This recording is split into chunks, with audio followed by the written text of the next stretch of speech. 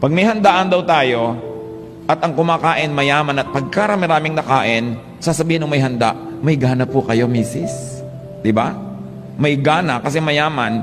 Ngayon, pag mahirap yung kumakain at maraming kinakain, sabi mo, patay gutom.